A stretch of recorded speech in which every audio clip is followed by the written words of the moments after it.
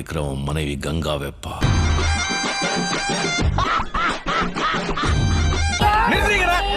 என்னமா பிரச்சனை? என்ன விஷயமா வந்திருக்கீங்க நீங்க? யாரு கூட்டத்தை பொழந்துகிட்டு வர்றா? கூப்பிட்டா இங்க கூப்பிட்டாலும் போயிருவேன். நீங்க வரீங்கன்னு சொன்னாங்க. சொன்னா நீ வருவையா? இடியே ஆனாலும் தாங்கி கொள்ளும் இத பாருமா, சும்மா மௌனமா சிரிக்கிற வேலை எனக்கு பிடிக்காது.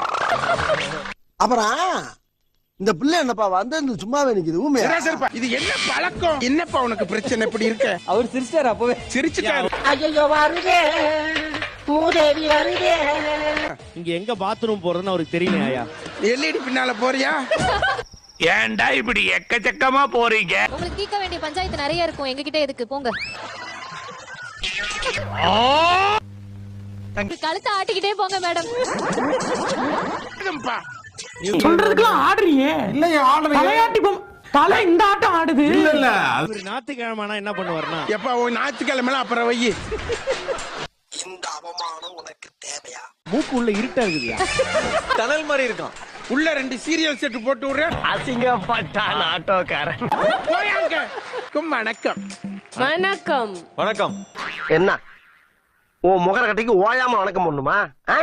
அவர் ஏன் வணக்கம் சொல்றாருன்னா, வணக்கம் சொன்னோடனே நீங்க ஒரு 5 10 கொடுப்பீங்கன்னு சொல்றாரு. ஐயோ சாமி, வேற தம்பி உட்காருப்பா.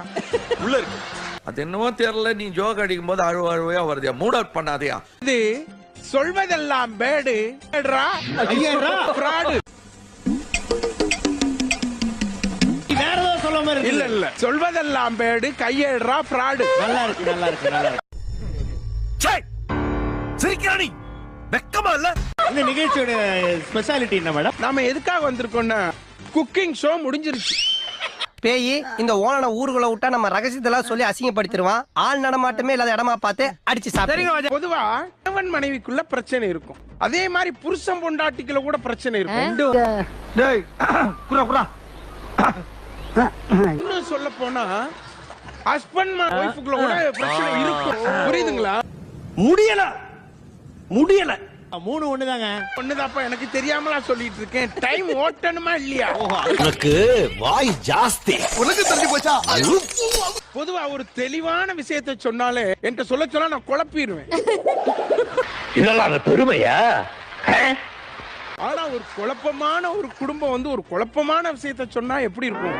என்னங்க எனக்கு ஒண்ணுமே புரியல ஐயா. வர சொல்லலாம் மேடம். ஒண்ணும் பயப்படாதீங்க, கிரெஞ்சி வர முடியாது.